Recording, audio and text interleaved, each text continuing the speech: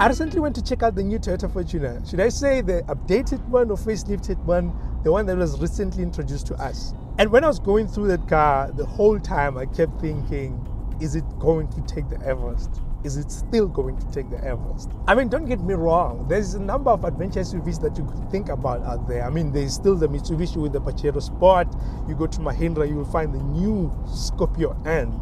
You go to Isuzu, you'll find the MUX. I mean, those are great and you can find so much value in them. But like in each and every league, there will be those rivals that you say, you know what, if I'm thinking about this one, I want this one to exist so that the league can be competitive.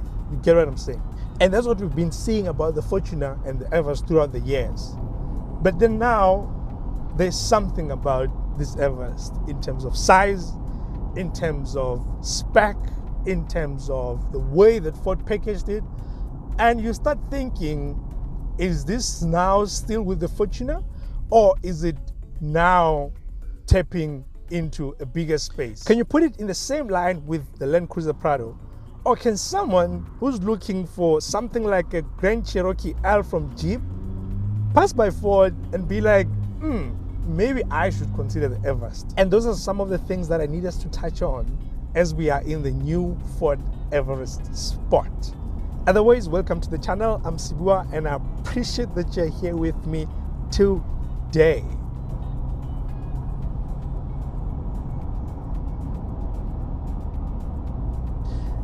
The Everest range was recently expanded because when it was introduced to us back in 2022, you could only get this one, the Sport, or you could get the top spec Platinum. But then, now they've expanded. They brought the XLT now, which you're going to have a choice of getting the 4x2 or 4x4. And then with the Sport as well, you're going to be getting 4x4, which is the one we are in right now, or 4x2. But they've added something very interesting that we didn't expect. From my side, at least, I didn't expect it. I've seen it internationally, but I didn't think we're going to get it, which is the Wildtrak Everest. We didn't have this one in the previous generation, and it should be very exciting to get a Wildtrak with the Everest, which then is going to be coming with the 4-wheel drive 3-liter V6 that is in the Platinum as well. And the introduction of the XLT and the Wildtrak is bring about a different dimension in how I was looking at the Everest, because initially I would tell you that when I'm looking at the Sport and when I'm looking at the Platinum and I'm looking at the competition, I would probably put them in different segments, and I'll explain why. And that means now I have to include the Wildtrak in the upper segment and then the XLT in the lower segment when it comes to the competition. Well, by competition, of course, I mean the biggest competition of Ford when it comes to these adventure SUVs, which is Toyota. They have two cars, Fortuner and the Land Cruiser Prado.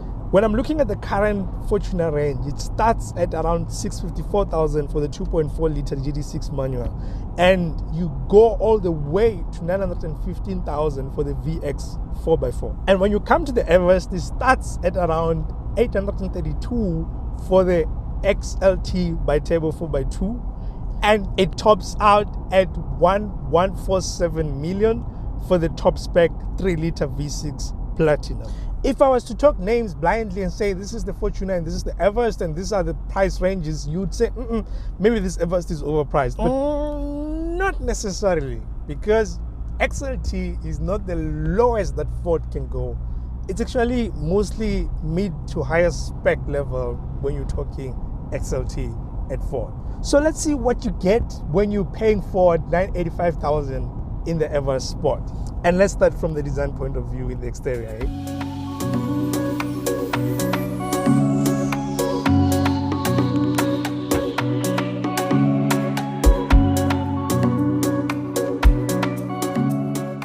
Well, when it comes to exterior, I don't even think this is an opinion.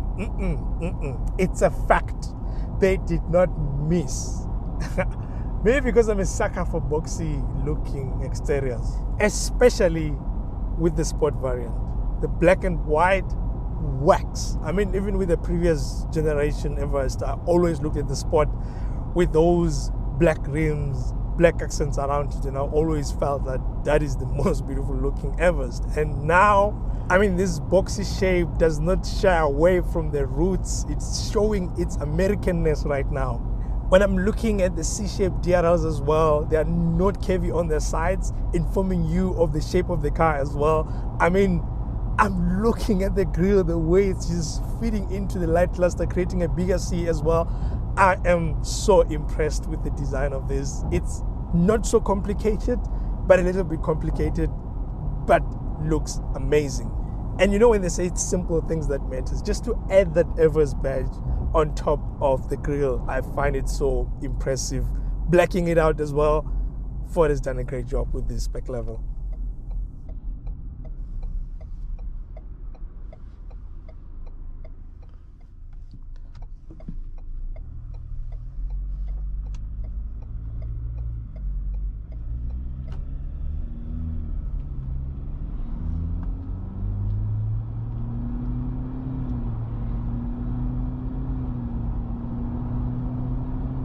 And yeah, nothing here is halogen.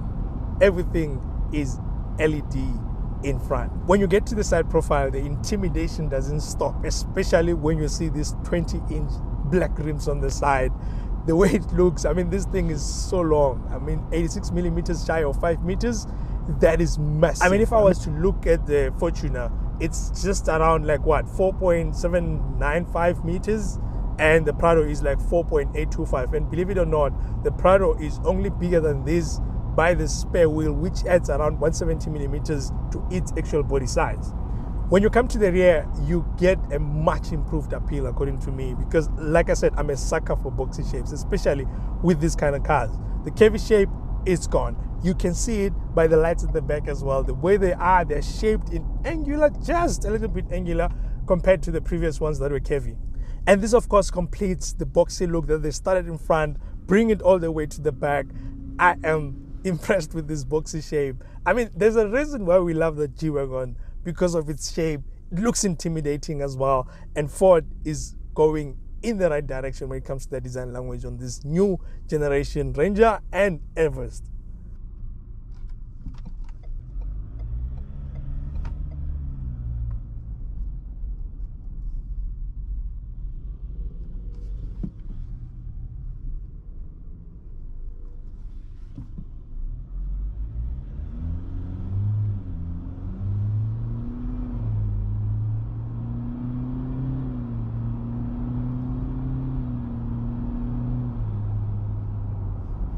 Do I get the same excitement when I jump inside though? Not really. Well, I feel like my excitement from the exterior is starting to hit a plateau, and now it's diminishing a bit. Why am I saying that? I mean, starting with, does it feel premium? Yes, it does. When I put my hands on most areas, it feels premium. When I touch around my arms, when I put on armrests left or right, I feel like I'm in a premium vehicle. But something that I'm thinking, you know, the way the exterior is so exciting, I'm not finding the same level of excitement in here. And I think it boils down to what I've seen in the Platinum. And that thing is affecting what I'm thinking of the Everest Sport right now, because in the Platinum, I know for sure that you feel different. You feel luxurious, you know, it's giving you that luxurious feeling. Unlike in here, I can feel that I'm in a premium vehicle. Do I feel like it is 980 something? In most cases, because of the quality, I'd say yeah. But does it give me the right excitement? No.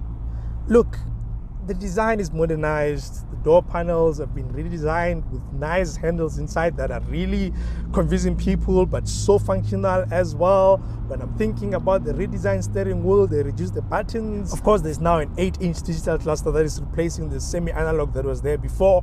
When I'm looking at the infotainment, the centerpiece is definitely the party piece of what Ford is trying to communicate with their new interior design language. I mean, this thing is so massive, tablet style, you know, it's the current stuff. I mean, a lot of people are doing that, and it just fits in so well in here. It looks well designed. It looks like it's going to last as well. But I feel like it's a trick by Ford, because if I was to remove this tablet style screen and plant in a smaller 8-inch or anything like that, you're going to see a lot of similarities from the previous generation. I mean, another thing is this screen that is in front of me, the cluster as well, it's not as crisp. It's LCD. It's not necessarily giving me the ambience of a premium or luxury car, I should say. I think the 12-inch that is in the Platinum looks amazing. And when I'm looking at the center console as well, I think the thing that is improving it a lot is actually this electronic parking brake. But everything else, nothing much has changed. The gear lever has not changed. And when I'm thinking about the buttons for the modes, the knobs as well, they just move them around and basically created a new look. As much as it's not entirely a bad thing, because I feel like the previous generation Everest has aged well. Even by today's standards, you can still get it. And when you look at others as well, you're like, yeah, I think the Everest is still looking great even inside. But we're used to it. We've been seeing it a lot. So that's the thing that obviously affects that. But that's the thing that I'm saying. The Platinum is totally different. And I can be able to put it in a different class that competes with more luxurious vehicles compared to the Sport variant. Now I believe you're starting to see where I'm going.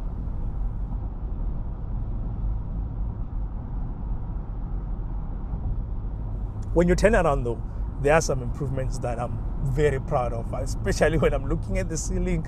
Now, all the lights in the interior are LEDs. I love that about it.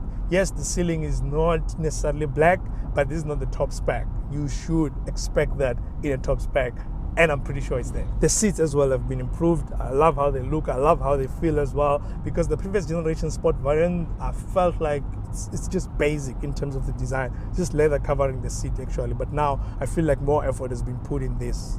And the nice thing about these kind of cars is that it's not just about the design. As much as Ford managed to bring you modernized designs in this, it's not just about that. You need much more than that. Practicality being one of them. I mean, this thing is packed with pockets where you can put things. I mean, when I'm thinking about the length of it as well, I've already told you it's almost just around 5 meters. And when you're sitting around with your family, it's not something that you're going to be struggling to get cup holders. Even in front they have cup holders, in the middle they have cup holders, on the side 2 glove boxes, side door bins. I can't complain about that. I mean, this center console as well, it has enough storage in it. I mean, this thing is a 7-seater. It's supposed to be that long. And I like the fact that when it comes to the seats in the second row, you can be able to slide them so to create space for someone who's sitting at the third row. But normally the third row with 7-seaters, you know, it's mostly for like small kids and so on. But I think an adult can try, not for a very long journey, like 3 hours or so, maybe an hour or something, they can still be able to travel. And of course, inside the cabin, you can be able to breathe because it has almost 3 meters in wheelbase, which is around 2.9 meters. And it's almost 2 meters wide as well at around 1.9 meters. And of course, with an understanding that this is a family car, it's probably going to be going to some deserts and some remote areas where it's hot. They didn't miss. The events are in here. Second row, third row, you'll find them. They're on top of you. You can control the rear ones with the controller just on the second row. When it comes to charging ports, wireless charging pad is here.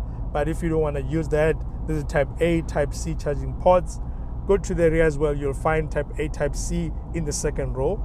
And then you'll find also a 230-volt socket that you can just plug in. I think some small appliances as well, if you want to charge some power banks and so on. Go to the third row. I don't remember seeing any charging ports. I stand to be corrected by anyone who thinks there is one in here, because I don't remember seeing one. And what I like about this one is that even with all 7 seats up, if you're just doing those like short journeys and so on, and you have like maybe 2 or 3 travel bags, you can still be able to fit them actually, because it has a generous boot for a 7-seater. That's what I'm finding. Of course, we don't always travel in pairs of 6 or 7, but there are families that do that. And in most cases with 7-seaters, of course, you will need additional space, maybe from a trailer or from the roof box on top.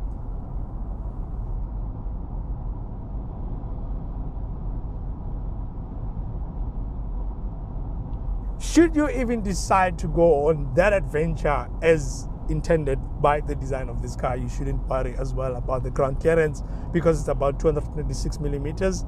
That's 75% of a ruler basically, and it's around 7 to 10 millimeters more than the competitors Prado and Fortuner.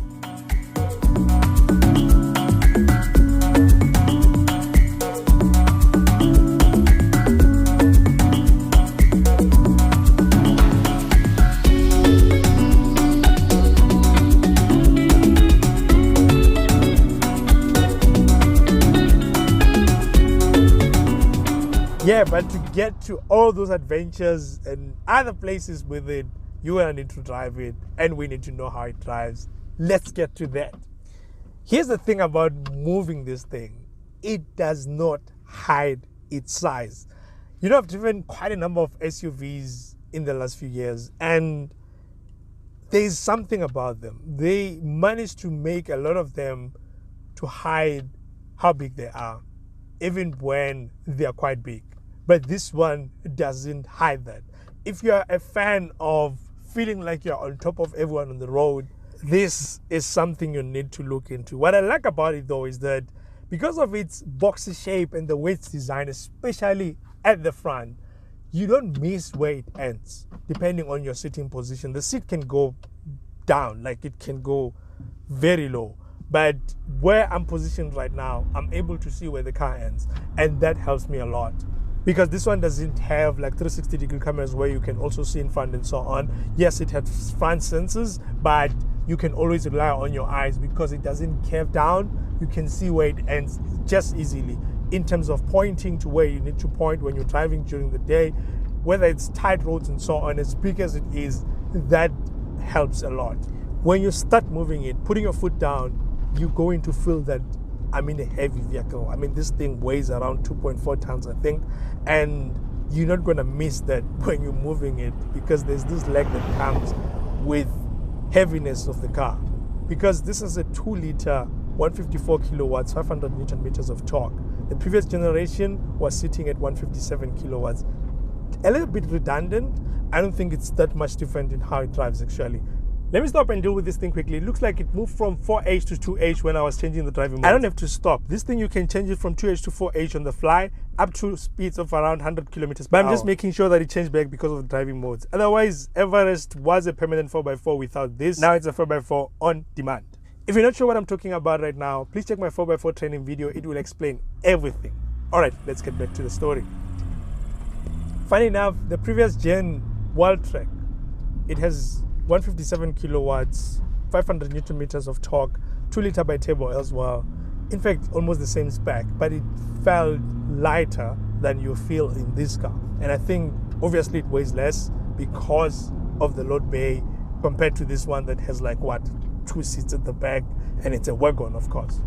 But one thing I applaud Ford for is that it doesn't matter whether you're in a truck, a wagon, a small car or what, they prioritize drivability, and that's something that is quite impressive. From the moment you start turning the steering wheel, well calibrated, it points where you need it to point to. As much as this thing is a truck, you know, the 10-speed auto in here, it's responding so well to this engine. They are quite well paired, especially when it's already on the move, because by the time you get to gear 5, you no longer even feel the gear changes. You can't even tell which gear you're in unless if you press the plus or minus here to see where you are.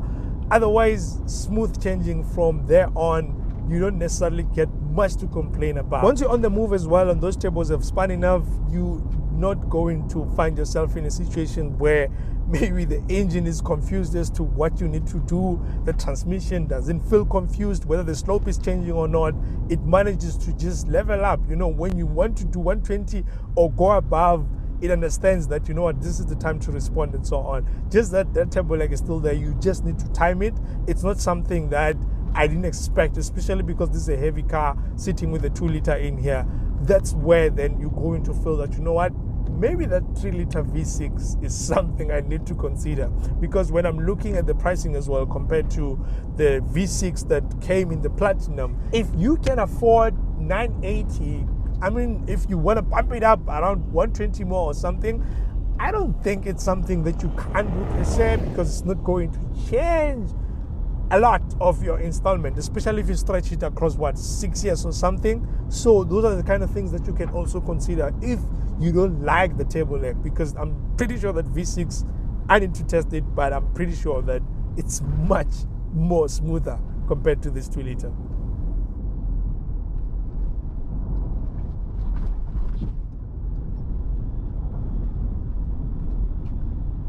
When it comes to the overall comfort feel, which is also including the insulation in here, That engine noise is quite high for my liking because I can feel that diesel grunt even when you're doing like cruising speeds. But as usual, Ford doesn't necessarily miss when it comes to sound system and balancing how it's going to like just close up all the noises that are coming in. Otherwise, when it comes to the road noise, I can't complain much. It's sitting on 20 inches, but I can't complain much about that.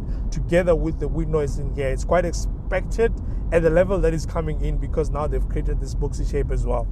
And because it's a body-on-frame SUV, you might be expecting that the suspension is not going to be that great. But I'm quite impressed with how it's responding. You can feel that it's a long car because when you're hitting a bump, you can feel the remainder of the bumps at the back because, yeah, it's quite long. But I'm quite impressed. Multi-link at the back. This suspension is mostly used for premium to luxury cars as well because this is a premium car. I'm not expecting less. They managed to get the suspension well because it can respond well to the bumps.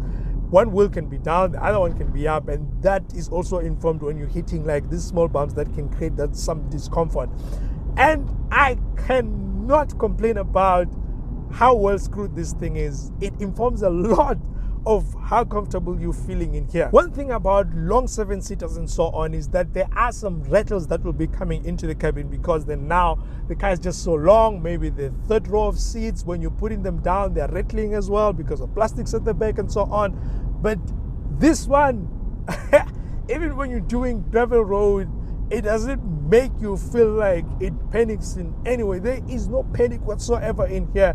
Rattling, I mean, it's quite expected when you're on gravel, but I'm not feeling like, you know what, I need to give up on anything. This is made for this kind of roads. I can't complain about it. Yes, you can live on the tar road with it in each and every day of your life and never do gravel, but here, that's where you're going to experience a whole lot more of what this car is. I mean, this is a 4x4. You put it on 4H, you get on gravel, you do your thing.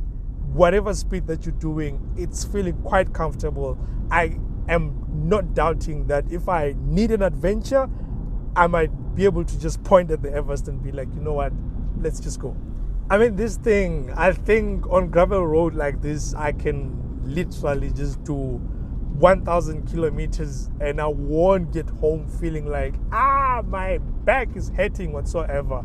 Thanks as well to the lumbar support that they put in here on the seats. And they managed to put that for the passenger as well because the front passenger and driver do get electric adjustment seats.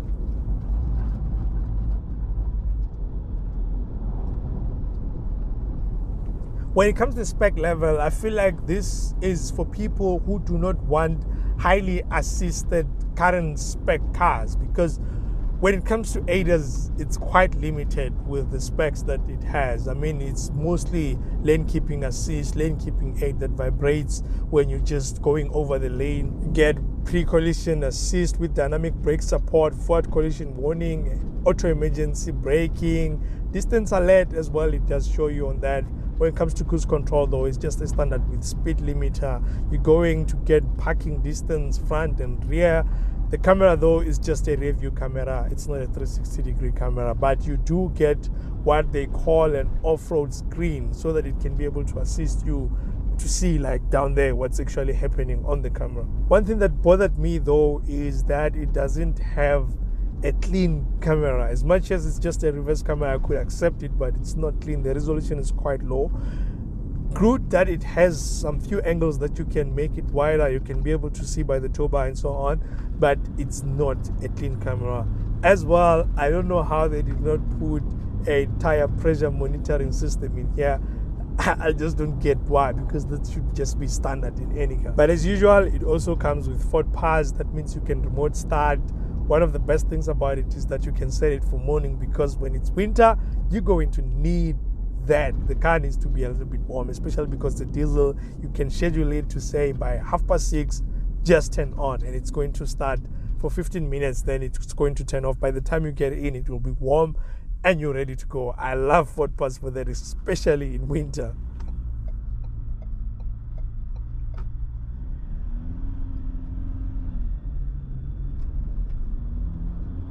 When it comes to features that are in the infotainment screen, I can't really say you're going to find something wow in it. It's just a beautiful looking screen, As well, it has a standard navigator by Ford. You can also connect Android Auto and CarPlay, which should just be standard in today's standards when it comes to cars. Oh yeah, it has a game called Sketching, which you can play around in and just sketch, basically. Nothing else that you're going to be doing much. I didn't see any other games in here. I guess they just did it for when you're bored or you're waiting for someone by the parking lot. Maybe your wife is out there shopping and you're tired. I don't know. You can do that as well.